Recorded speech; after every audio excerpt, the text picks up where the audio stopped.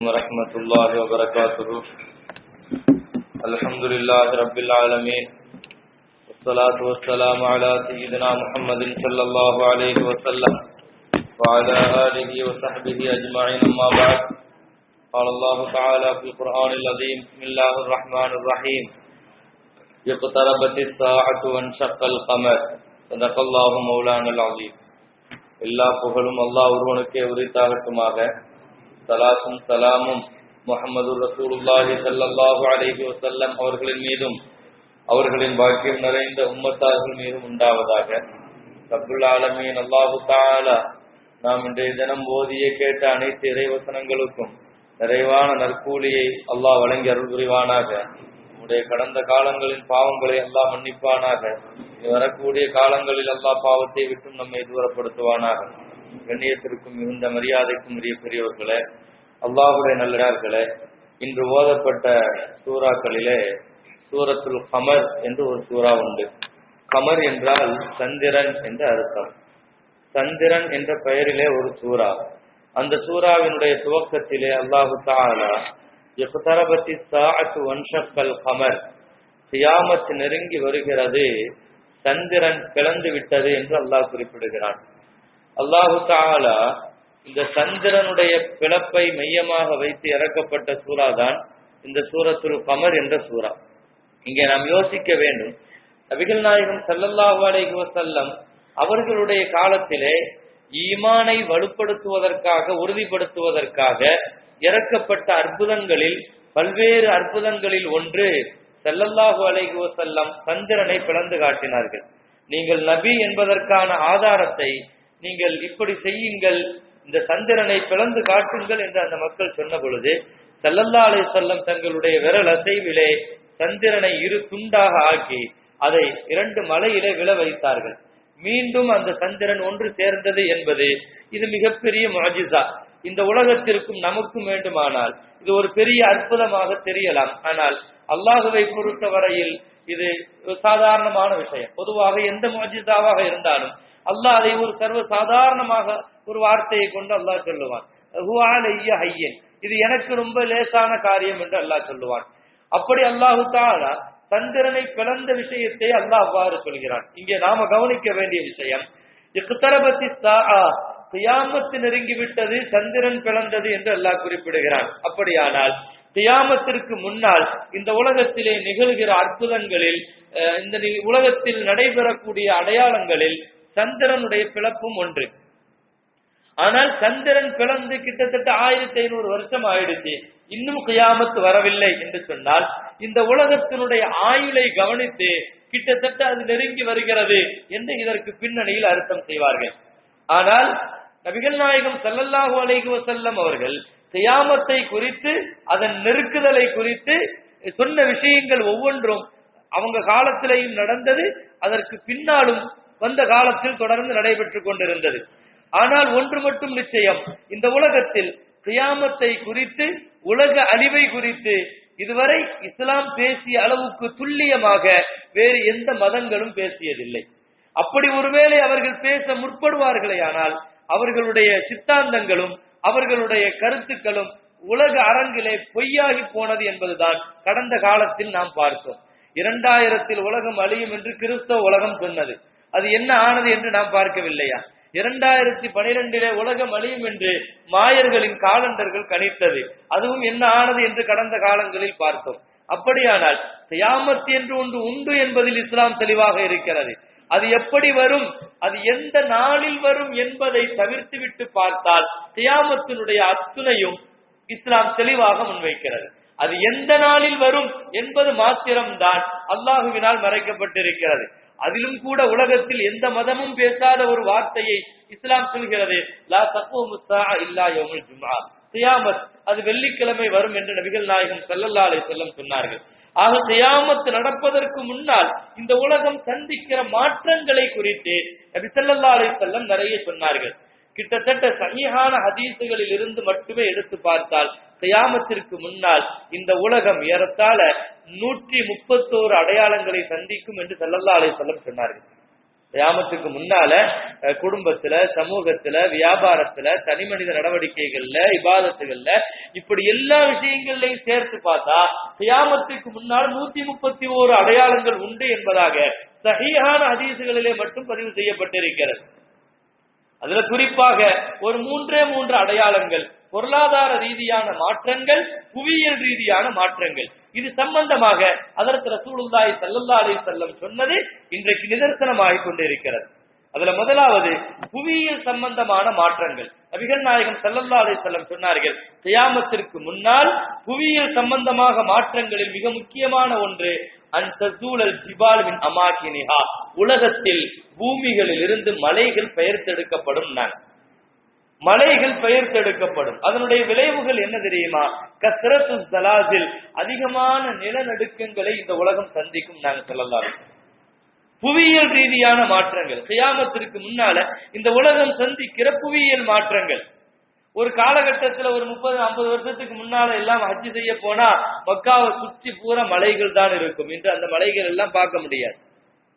மக்காவுல உலகத்துல நீங்க வேற எங்கேயும் பார்க்க வேண்டாம். மலைகள் எல்லாம் பெயர்த்தெடுக்கப்பட்டுங்கிறதுக்கு அடையாளமா நீங்க வேற எங்கேயும் உலகத்துல போய் தேட வேண்டாம். ஹஜ்ஜிக்கு போறப்ப நீங்க நடந்து போற பாதை, பஜாரு, கடைத்தெருவு, பத்தாண்டு, இப்படி எல்லாம் நீங்க பாத்தீங்கன்னா அது பூராவுமே மலைகளா இருந்துச்சு. ஒரு 50 வருஷத்துக்கு முன்னால எல்லாம் பெரிய பெரிய மலைகளா இருந்துச்சு. திரும்பிய பக்கம் எல்லாம் மக்காவுல மலைகள் தான் தெரியும். ஆனா இன்னைக்கு போனால் ஏற்கனவே மழை இல்ல, இப்போ மலைகளும் இல்லை.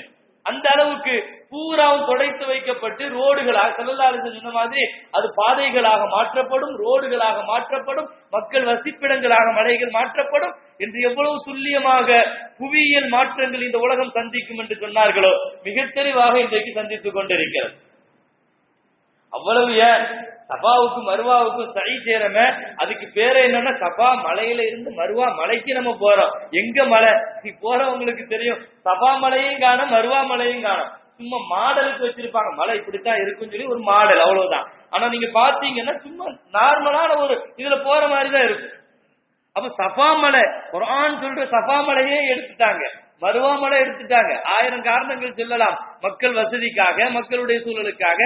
ஆனால் ஒன்று மட்டும் நிச்சயம், ஸல்லல்லாஹு அலைஹி வஸல்லம் சொன்ன வார்த்தைகள் உண்மையாக்கப்படும். ஸல்லல்லாஹு அலைஹி வஸல்லம் மலைகள் எல்லாம் பெயர்த்தெடுக்கப்படும். விளைவுகள் என்ன தெரியுமா? இந்த பூமி நிலநடுக்கங்களை தொடர்ந்து சந்திக்கும். நாங்க ஸல்லல்லாஹு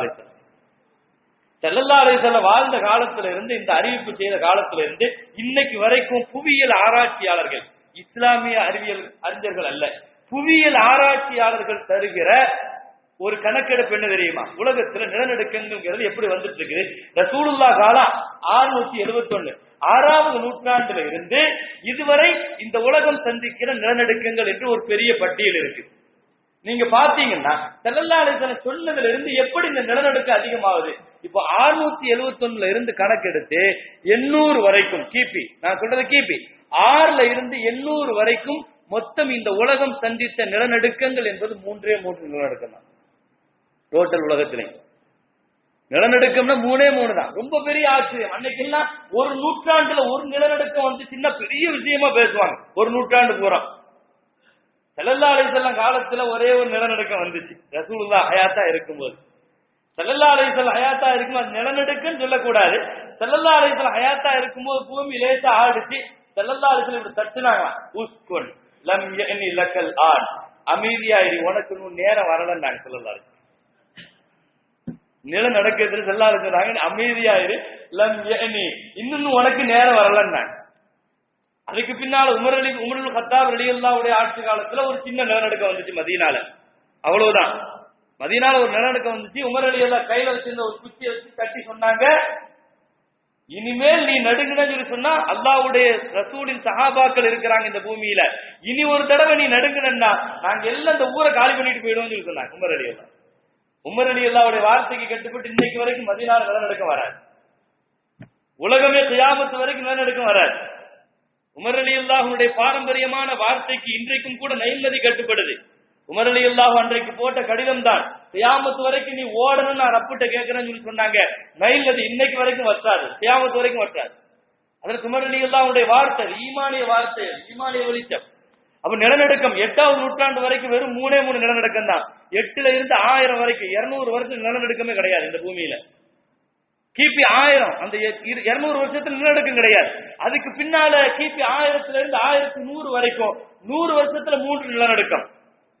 அதுக்கு பின்னால 1100 இருந்து 1350 வரைக்கும் 250 வருஷம் நிலநடுக்கம் கிடையாது பூமியில.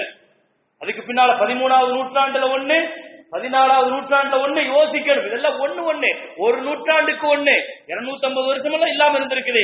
அப்புறம் 15வது நூற்றாண்டுல 1. அதுக்கு பின்னால 1800 வரைக்கும் 300 ஆண்டு காலங்கள் இந்த பூமியில நிலநடுக்கம் இல்லை. பூமியில எங்கேயுமே நிலநடுக்கம் இல்லை. 18வது நூற்றாண்டுல 57 நிலநடுக்கம். ஸல்லல்லாஹு அலைஹி வஸல்லம் சொன்ன அந்த முன்னறிவிப்புகள், புவியியல் மாற்றங்கள், இதெல்லாம் புவியியல் ஆராய்ச்சியாளர்களும் அறிஞர்களும் தருகிற சர்வே. 18வது நூற்றாண்டுல 57, அல்லாஹ் அக்பர், 19 தாண்டி அது 1000 தாண்டி போயிட்டு இருக்குது. ஒரு மாசத்துல 25, 30 என்றெல்லாம் இந்த 2000க்கு பின்னால உள்ள காலகட்டங்களோட நடக்கும். ஒவ்வொன்றுமே பல லட்சம் உயிர்கள், பல கோடி இழப்புகள். ஸல்லல்லாஹு அலைஹி வஸல்லம் சொன்ன அந்த கஸரத்து ஸலாத், அதிகமான நிலநடுக்கங்கள் என்பது மலைகள் தானே. வல்ஜிபால் அவுத்தாதா, பூமியினுடைய பிடிமானமே மலைகள் தான். அல்லாஹ் குர்ஆன்ல சொல்லுவான், பூமியை தடுத்து நிறுத்தி வச்சிருக்கிறது மலைகள் தான். வேகமா பூமி கீழே சுத்திக்கிட்டே இருக்குது. அப்ப பூமிக்கு மேல உள்ள எந்த ஒரு இதுவும் சேக்காகாம இருக்கிறதுக்கு அல்லாஹ் மலையை தான் நிறுத்தி வச்சிருக்காங்க குர்ஆன்ல. வல்ஜிபால் அவுத்தாதா, பூமி சுத்துது, மேல உள்ள மக்கள்கிட்ட அது பாதிப்பு ஏற்படுறாம இருக்கிறது எல்லாம் மலையத்தான் எல்லாம் ஊன்றி வச்சிருக்கிறான். அந்த மலையை பூரா பயிர்த்தெடுக்கப்படுறது விளைவு என்னன்னா, பூமி தன்னுடைய வலுவை இழக்குது, நிலநடுக்கங்கள் அதிகமா சந்திக்குது, தட்டுகள் உரசுது, பல்வேறு காரணங்கள் சொல்லலாம். ஆனால் ஸல்லல்லாஹு அலைஹி வஸல்லம் சொன்னார்கள், முன்னறிவிப்பு புவியியல் ரீதியான மாற்றங்களை இந்த உலகம் இன்றைக்கும் சந்தித்துக் கொண்டிருக்கிறது. பொருளாதார ரீதியான மாற்றம் ஸல்லல்லாஹு அலைஹி வஸல்லம், நான் 2 தான் சொல்றேன், 131 அடையாளங்களையும் சொல்ல முடியாது. குடும்பத்துல தகப்பனை மதிக்க மாட்டான், தாயை மதிக்க மாட்டான், தாய் தந்தையை விட அவனுக்கு நண்பன் பெருசா போயிடும், பள்ளிவாசல்ல தேவையில்லாத சத்தங்கள்லாம் அதிகமாயிடும், இசைக்கருவிகளும் பாடகர்களும் விபச்சாரங்களும் பகிரங்கமா நடக்க ஆரம்பிச்சிடும், மதுவெல்லாம் ஒரு அரசாங்க சொத்தா போயிடும், மதுவெல்லாம் ஒரு சர்வ சாதாரணமா போயிடும் என்றெல்லாம் நான் லிஸ்ட் நிறைய சொல்லலாம். சமூகத்துல, அரசாங்கத்துல, ஊர்ல ஒவ்வொன்றுல ஏற்படுற மாற்றங்கள், குடும்பத்துல ஏற்படுற ரசூலுல்லாஹ் சொன்ன எத்தனையோ மாற்றங்கள்ங்கிறது தனியா போகுது. நான் சொல்றது 2 விஷயம். ஒன்னு புவியியல் மாற்றம், இன்னொன்னு பொருளாதார மாற்றம். ஸல்லல்லாஹு அலைஹி வஸல்லம் பொருளாதார மாற்றங்களுக்கு சொன்னாங்க, தகாரபுல் அஸ்வாக், தஃசு திஜாரா, எல்லாம் வர்த்தகமயமா போயிடும் நாங்க ஸல்லல்லாஹு அலைஹி வஸல்லம். எல்லாமே வர்த்தகமயமா போயிடும். எதை பேசினாலும் வியாபார நோக்கத்துல தான் பேசுவான், வியாபார நோக்கத்துல பேசுவான். சோசியல் சர்வீஸ் எல்லாம் இருக்காது, ஒரு பொது நலன்கள், சமுதாயத்தினுடைய சேவை, அந்த எண்ணம் எல்லாம் இருக்காது. எதுவுமே வியாபார பார்வையா போயிடும். தகாரபுல் அஸ்வாக், திரும்பிய பக்கமெல்லாம் கடைகள் பெருத்துடும், அதிகமாயிடும். நெருக்கமான பஜார்கள், கடைகள் இதெல்லாம் அதிகமாகிற ஒரு காலம். ஒரு கட்டத்துல வியாபாரத்துல துஈனுல் மர்ஆ, பெண்ணும் குதிப்பால். ஸல்லல்லாஹு அலைஹி வஸல்லம் இதெல்லாம் ஆச்சரியமா சொல்றாங்க. அந்த காலத்துல ஒரு ஆணுடைய வியாபாரத்திற்கு பெண்ணும் உள்ள வருவா. ஒரு குடும்பத்திலையும் ஆணும் பெண்ணும் சம்பாதிக்கிறதுக்கு காலம் வந்துடும். இதெல்லாம் முசீபத்தான காலம் தான். ஸல்லல்லாஹு அலைஹி வஸல்லம் ஒரு ஆணுடைய வியாபாரத்துக்கு இவ உள்ள உதவிக்கு வராதுன்னா அது முசீபத். அது கியாமத்துக்கு நெருக்கமானவனுடைய அடையாளம் தான். பொருளாதார ரீதியான மாற்றங்களில் ஸல்லல்லாஹு அலைஹி வஸல்லம் சொன்னது, ஒரு கட்டத்திலே சொன்னார்கள், இந்த ரஐது அஸ்ஹாபு ஷாஇ ததாவலு ஃபில் புன்யான், ஏதோ செருப்பில்லாம ஆடு மேய்க்கிற இந்த கூட்டம், இந்த அரபியர்களுடைய கூட்டம் உலகத்திலே மிக உயரமான கட்டிடங்களை கட்டுவதில் போட்டி போடுவார்கள். அரபியர்களை பார்த்து ஸல்லல்லாஹு அலைஹி வஸல்லம் கை காட்டி சொன்னாங்க, இருக்கிறாங்க பாருங்க, காலில் செருப்பு கூட இல்லாம ஒட்டகம் மேய்ச்சிட்டு இருக்கிறாங்க, ஆடு மேய்ச்சிட்டு இருக்கிறாங்க இந்த கூட்டம், இதெல்லாம் பெரிய பெரிய பிரம்மாண்டமான கட்டிடங்களை கட்டுறதுக்கு போட்டி போடுவாங்க. உலகத்துல பிரம்மாண்டமான கட்டிடங்கள் அரபு உலகத்திற்கு சொந்தமானது. பெரிய பெரிய கட்டிடங்கள்லாம் நீங்க ஐரோப்பால அமெரிக்கால தேட வேண்டாம். ரசூலுல்லாஹ் சொன்ன மாதிரி காலில் செருப்பு இல்லாம நடந்து அப்படியே போய் அவங்க வாழ்க்கை பென்ஸ் கார்ல போய் அறிக்காங்க அரபியர்கள். உலகத்துல வேற எந்த கூட்டமும் அப்படியே ஆகல, அவங்க லைஃப் அப்படியே மாறி. அல்லாஹ் தஆலா ரசூலுல்லாஹ் சொன்ன பொருளாதார மாற்றங்கள் அவ்வளவு பெரிய தாக்கத்தை ஏற்படுத்தி, இங்க அற்புதமான ஒரு தூர நோக்கான பார்வை. கியாமத்துக்கு முன்னால் இந்த உலகம் சந்திக்கிற ஒரு புறத்தில் அரபியர்களுடைய அபாரமான வளர்ச்சி, உலகத்தில் அரபிய மாதிரி பொருளாதாரத்துல ஒரு பெரிய வளர்ச்சி உலகத்துல யாரும் பார்க்க முடியாது. பொருளாதாரத்தை எப்பவுமே கையில வச்சிருப்பான் நாங்க ஸல்லல்லாஹு அலைஹி வஸல்லம் அரபியர்கள்.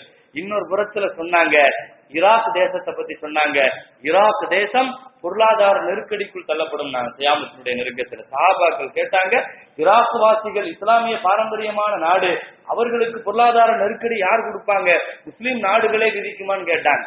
ஸல்லல்லாஹு அலைஹி வஸல்லம் சொன்னாங்க, யம்னஊனல் அஜம், எங்கிருந்தோ இவன் பொருளாதார விதி சட்டம் போடுவான். ஸல்லல்லாஹு அலைஹி வஸல்லம் யார், அமெரிக்காவுக்கு ஈராக்குக்கு என்ன சம்பந்தம்? இவன் பொருளாதார நெருக்கடியை வைக்கிறதுக்கு இவனுக்கு எந்த விதமான தகுதி இருக்குது? ஈராக்கினுடைய பொருளாதாரத்தை கூறு போட்டுட்டு இருக்கிறான் இன்னைக்கு அவனுடைய முழுக்க நோக்கம் ஈராக்கினுடைய வளம், வேற ஒன்றுமே கிடையாது. அந்த வளத்திற்காக லட்சக்கணக்கான பேர்களை சவக்குழியிலே தள்ளி கொண்டிருக்கிறான் இன்றைக்கு வரைக்கும். கூட்டு போட்டுக்கொண்டு இன்றைக்கு நாம் பகிரங்கமாக பார்க்கிறோம். இதுக்கு அத்தனை பேரும் சவுதி, துபாய், கத்தார் அத்தனை பேரும் ஒத்து ஊதுறாங்க. அல்லாஹ் பாதுகாக்கணும். இவங்க அத்தனை பேரும் அமெரிக்காவுடைய அடிவருடிகளாக இருந்து இன்றைக்கு ஈராக்கை அவர்கள் சல்லடையாக்கி கொண்டிருக்கிறார்கள். எங்கே ஒரு ஜிகாதான ஒரு கூட்டம் உருவானால், கிலாபத்து வந்து விட்டால் இவர்களுக்கு எல்லாம் இவர்கள் கண்டு வருகிற சுகங்கள் எல்லாம் வீணா போயிடுமோ என்று காப்பாற்றிக் கொள்வதற்காக இன்றைக்கு அவர்கள் நடத்துகிற எத்தனை கோடி பில்லியன்ல கொடுக்கிறதுக்கு தயாரா இருக்கான். எப்படி அப்படி ஒரு டீம் உருவாயிடக்கூடாது. ஈராக்க நீ எத்தனை துண்டா வேணாலும் போடு, அதை பத்தி எங்களுக்கு கவலை இல்லை என்கின்ற அளவுக்கு ஸல்லல்லாஹு அலைஹி வஸல்லம் சொன்ன மாதிரி ஈராக்க மேலும் மேலும் நாசமாக்குவான் நாங்க ஸல்லல்லாஹு அலைஹி வஸல்லம். இன்றைக்கு யதார்த்தமா நம்ம பார்த்து கொண்டிருக்கிறோம். கண்ணுக்கு முன்னால் ஈராக்கினுடைய பொருளாதாரம் அழிக்கப்படுவதை எவனோ வந்து ஈராக்கினுடைய பொருளாதாரத்தை கூறு போடுறத நம்ம பார்க்கிறோம். அரபியன் அல்ல, அழகா சொன்னாங்க எம்னாவுனல் அஜமி, அவன் அரபி அல்ல. அரபி அல்லாத இன்னொரு தேசத்திலேருந்து ஒருத்தன் வந்து உட்கார்ந்து ஈராக்ல அவன் தர்பார் நடத்துவான் நாங்க ஸல்லல்லாஹு அலைஹி வஸல்லம். அவன் கட்ட பஞ்சாயத்து பண்ணுவாங்கிறாங்க, பகிரங்கமான வார்த்தை. எவனோ ஒருத்தன் வந்து கட்ட பஞ்சாயத்து ஈராக்ல பண்ணுவான். ஆனா சுத்தி அரபு நாடுகள், மத்திய கிழக்குகள் என்ன செய்கிறார்கள்? ரசூலுல்லாஹ்வுடைய அத்தனை வார்த்தைகளும் பொருளாதார ரீதியான, புவியியல் ரீதியான கியாமத்துக்கு முன்னால நடக்கிற அற்புதங்கள் அத்துணையும் ஸல்லல்லாஹு அலைஹி வஸல்லம் அவர்கள் மிக தெளிவாக முன்னோட்டமாக தந்தார்கள். எனவே கண்ணியத்திற்குரிய மேலான பெருமக்களே, திருக்குர்ஆன் அதிகமாக ஆய்வு செய்யப்பட வேண்டிய ஒன்று. திருக்குர்ஆன் சொன்ன எந்த கருத்தும், அது முன்வைத்த எந்த கருத்தும் எந்த காலத்திலேயும் பொய்யாக்கப்பட்டதில்லை. எனவே கியாமத்தை குறித்து குர்ஆன் நிறைய பேசுகிறது. எனவே நம்முடைய வாழ்க்கையை சரிபடுத்திக் கொள்வதற்கு கொஞ்சம் கியாமத்து சம்பந்தமான ஆயத்துக்களை, குர்ஆனுடைய வசனங்களை கொஞ்சம் படியுங்கள் என்பதை உங்கள் கவனத்திற்கு தருகிறேன். ரப்புல் ஆலமீன் அல்லாஹு தஆலா கியாமத்தின் திடுக்கங்களில் இருந்து அல்லாஹ் நம்மை பாதுகாப்பானாக. கியாமத்தின் நெருக்கடிகளில் இருந்து அல்லாஹ் நம்மை பாதுகாப்பானாக. நீண்ட நெடிய நாட்கள் நோய் நொடி இல்லாமல் ஆரோக்கியத்தோடு மன நிறைவோடு அல்லாஹ்வை வணங்குகிற நசீபை நமக்கும், நம்மை பெற்றெடுத்த தாய் தந்தையர்கள், மனைவி மக்கள், உற்றார் உறவினர் யாவருக்கும் நசீபாக்கி தந்தருள்வானாக. வாஹிரு தஅவானா அல்ஹம்துலில்லாஹி ரப்பில் ஆலமீன். அஸ்ஸலாமு அலைக்கும் வரஹ்மத்துல்லாஹி வபரகாத்துஹு. اللهم تقبل منا صلاتنا وصيامنا وقيامنا وركوعنا وسجودنا وتضرعنا وتخشعنا وتمم تقصير أعمالنا وتجاوز عنا سيئاتنا وتوفنا مع الأبرار. صلى الله وسلم على سيدنا محمد وآله وأصحابه أجمعين. الحمد لله رب العالمين. صلى الله على محمد صلى الله عليه وسلم. صلى الله على محمد صلى الله عليه وسلم. صلى الله على محمد يا رب صل عليه وسلم.